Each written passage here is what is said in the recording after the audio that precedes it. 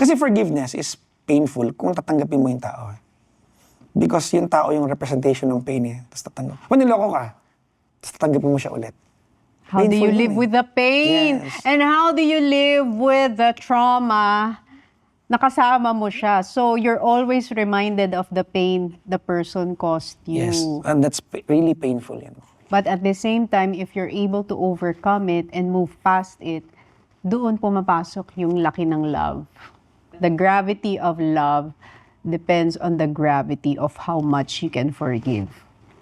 I agree. Kailan yung ilalaban at kailan yung bibitawan? Palagi ko sinasabi na ang pagpapakatanga, requirement yan sa pag-ibig. Pero for the right person lang. In a At a sense, certain point. Yes, yeah, tama po. Because when you're in love, marami kang papalampasin eh. Di ba marami kang papalampasin na Tama. nung hindi pa siya yung mahal mo, ayaw mo yung bagay na ginagawa sa'yo na gano'n. Pero dahil nagmahal ka na, Palalampasin yung mga red palalampasin. flag. Yes, papalampasin mo. So ang una mong goal is to know whether the person is deserving of your stupidity. Love is a mental condition. And yes, I agree. Kasi di ba may mga bagay na dating mali sa'yo pag nagmamahal ka, parang acceptable na. Marami pa akong kilalang babae na never pumayag maging number 2. Pero nung nagmahal na sila, okay na lang din. Because only women has the uncanny ability to explain pain to themselves. And at the same time, understand it. Babae lang nakagawa niyan. Hindi kaya ng gawin lalaki yan. Hindi kaya ng lalaki. Walang lalaking papayag na second boyfriend kita. Di ba? Meron Parang mga papayag. meron pa mga papayag na gano'n? But very rare. Anong advice mo Yung, go back to your, to your wife? iPhone. Kasi especially yung mga wife ko na stay at home, I always say na that person dedicated a life sa iyo. You go to work every day, nagbibihis ka, kasi na-facilitate niya yan para sa'yo. And it's just so unfair that when you go out of your house, you devote yung time mo for excitement to another woman. Go home. Diba? And devote that to your wife or to your girlfriend. Ganun. Like ko sinasabi, diba? If you find a good flower, beautiful flower, diba? And you want the flower, pick the flower. At kung na-pick mo na yung flower, keep the flower. Unlike, nakita kang bulaklak, baka may iba pang flower sa garden, you walk, and then you come back, wala na yung flower. Nakuha na ng iba. Because you are busy chasing the wrong things. Ang naniniwala po ko na sa relasyon, babae talaga ang boss. That's coming from a guy, ah.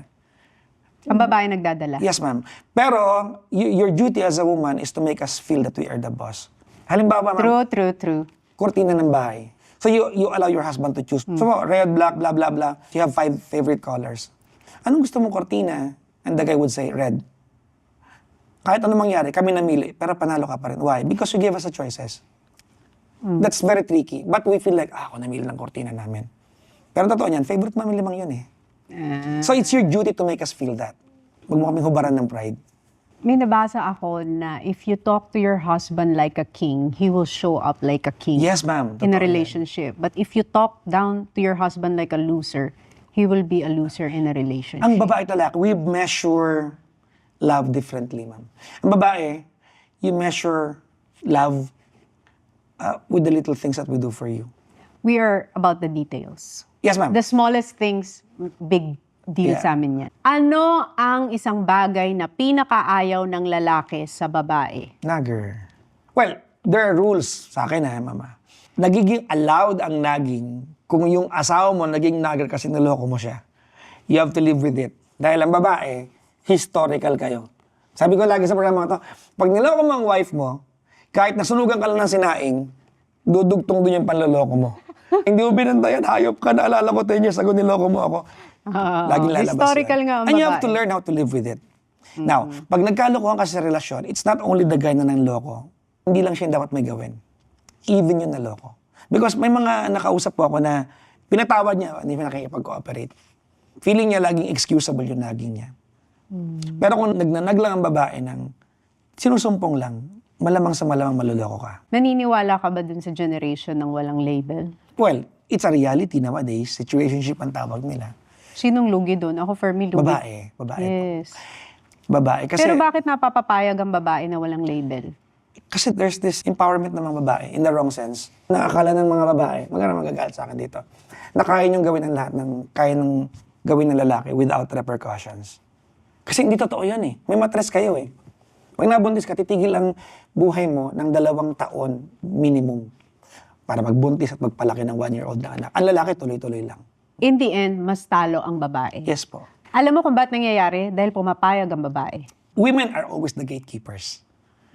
Nasa inyo ang tarangkahan ng pintuan, kung ano man ang pwedeng pumasok dyan. Tama ka, ma'am, no?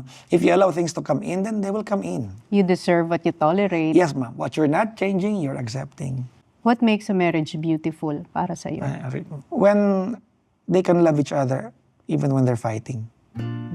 I always say this na pag nag-host ako ng kasal, that the sweetest I love yous are said during a fight.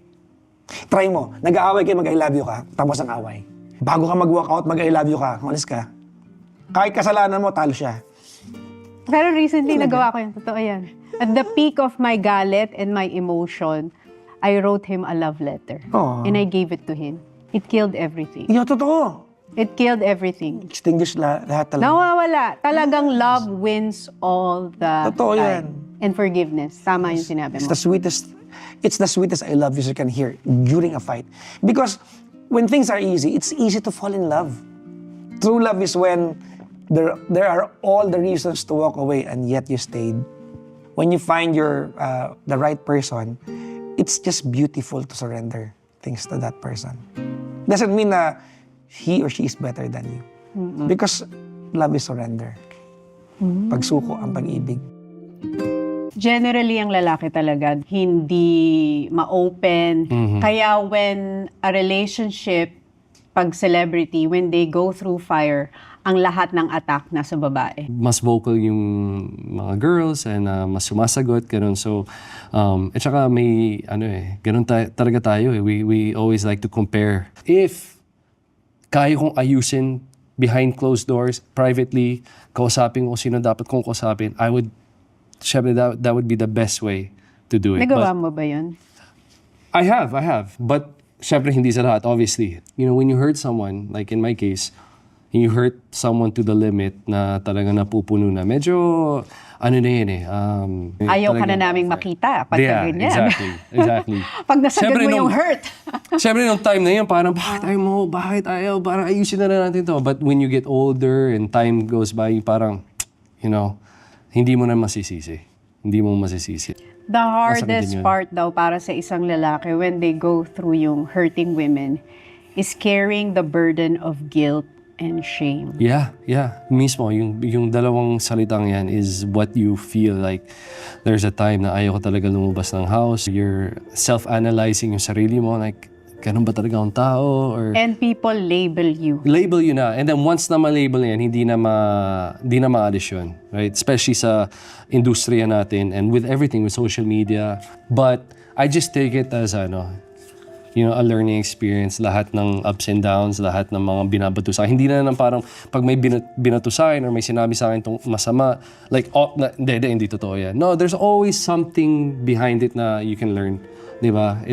Hindi naman pwede yung puro mabuti lang tatanggapin ko or yung good news or yung puri lang, diba? Doon lumalaki yung ulo natin kapag yung maganda lang gusto mo pakinggan. Kaya alam mo, hindi talaga complicated ang babae. Simple lang naman kami. Mahalin nyo lang kami ng tama. Hindi kami complicated. Bigay nyo lang yung tamang pagmamahal. Mapapasayo nyo na. We do not ask for the world. That's one thing that if I will share with you as a grown woman, we just wanted to be loved the right way. I've learned to, let down my walls more. Kakasabi lang ni Papa Jackson yan. Kapag nagbaba na ng walls ang lalaki sa'yo, mahal ka niya talaga. Kasi ang lalaki, bago nyo ibaba yung mga walls nyo. Kasi it takes a lot. Like, masculinity. Yung pagiging machismo ng lalaki, hindi kami magpapakita ng emotion. Yeah. Siyempre, ako yung lalaki sa pamilya namin eh. So, you always have to be strong. You always have to be there. Always have to have that strength. Pero minsan, wala dun eh. Minsan may mga araw na parang we get weak then. And it's okay to be weak for a moment or for a day or for a week. But as long as you have the right people around you. So yun. And the right woman. The right woman, yeah. Yun yung secret weapon in life is having that right partner. Ano natutunan mo sa showbiz sa 20 years? Well, maraming ups and downs and ang dami kong learnings. You have to take the good with the bad. You have to roll with the punches. Minsan nandito ka, babalik ka dito, pero don't forget, babalik ka rin dito. Diba? dami nasusugpultan ng mga bagong artists or personalities or artista. Never be bitter. Kasi ako rin yun before. Paglabas ko ng PBB, I'm sure may mga nauna sa akin na parang, sino naman to mga to? Di ba? So instead of having that mentality, if they need you, guide them. Pero buti, hindi ka nag-quit. Ba't di ka nag-quit? Kahit gusto mo na nung time na yun. Kailangan ko pa rin bigyan ng allowance yung nanay ko eh. Di ba? Di ko naman mapapakain yung pamilya ko sa negative comments nila. Di ba? At saka anong klaseng tao ako pag nag-quit ako? But I'm not saying na hindi mabigat. It was very heavy. It was very hard. But lagi may silver lining. Doon na ako nag-decide na I'm gonna focus on building something outside of the industry, like business, mga sports advocacy ko. Gusto ko rin magkaroon ng sarili kong ganito. Na-inspire ko lalo today because yung mga kasama natin before pa, nandito pala. Di ba? So, iba rin yung pakiramdam na nakapagbigay ka rin ng trabaho. Di ba? Sa mga gusto rin magtrabaho ng, di ba? So, even with my small business, like yung gym ko, nakakapagbigay ako ng trabaho. Parang ibang fulfillment din yun. Hindi lang tayo yung tumatanggap ng trabaho, pero nakapagbigay din tayo. And that inspired me, yung pinagdaanan ko nung 2019. 2019, yeah. But yung mga ganong pinagdadaanan sa buhay, it's either it can make you or break you. Yeah. Diba? Yes. And it's up to you kung paano mo lalampasan Yes. yung mga ganong fire Yes. that you go through. At saka choice mo yun anong yung pupulutin mo doon eh. Anong aral lang. Hindi ako malalagay sa ganong sitwasyon kung wala rin ako ginawang mali or hindi ako nag-fail or I could have done better, di ba? Hindi naman ako malalagay doon eh. So bakit ka nalagay? The thing is, ang mahirap lang because of sa industriya natin, daming negativity, ang daming maging defensive ka eh kasi pinoprotektahan mo sarili mo eh, right? Yung pinagtatawanan ka or yung Minamak ka. hinuhusgahan ka, minamak ka, gano'n. Kahit hindi mo namamalayan, Maglalagay ka ng wall. Maglalagay ka ng wall. To protect To protect yourself. At the same time, I'm going through a breakup. So sabay-sabay yun. So paano mo ngayon ina-navigate lahat ng emotions na yan? Magmamature ka doon ng 10 years. So, Pag ganun mga pinagdadaanan mo, parang magmamature ka talaga ng 10 years. Kasi kung wala overnight, parang boom. kung wala Diba? kang natutunan doon, walang silbi yung That's what I'm saying. But then, I think, posible pa rin mangyari yun kung isa kang ay mayabang na tao or isa kang, diba, wala kang kinukuhang turo doon eh. Which is, you should always. Even through success, may learnings doon. But you learn when you fail. You learn when you mas fail. maraming learning Pag sa nadapa ka. failures. Ano na yung love para sa'yo? Selflessness. Ibig sabihin, dati sinasabi ko, no, I'm doing everything for you. No. Itong ginagawa ko para sa future natin. Or sa pamilya ko. No. Kailangan hindi tayo pwede magkita or I won't make an effort kasi pagod ako. Galing ako taping. It's a good excuse. Ang dami natin good excuses, di ba? Pero because of yung situation ko sa buhay ko ngayon, siguro yung maturity and the things I've been through, lahat ng kapalpakan na ginawa ko before, yung mga small things na sana mas na-appreciate ko yung ginawa niya for me. This is selflessness talaga. Minsan pag pagod ka or you're frustrated or stressed ka, pag may hiningi siya ng isang simpleng bagay, parang in that specific moment, parang now is, ang priority ko is, anong mapapasaya sa'yo? What will fill your cup? What can I do to strengthen this relationship? At ganun sa lahat.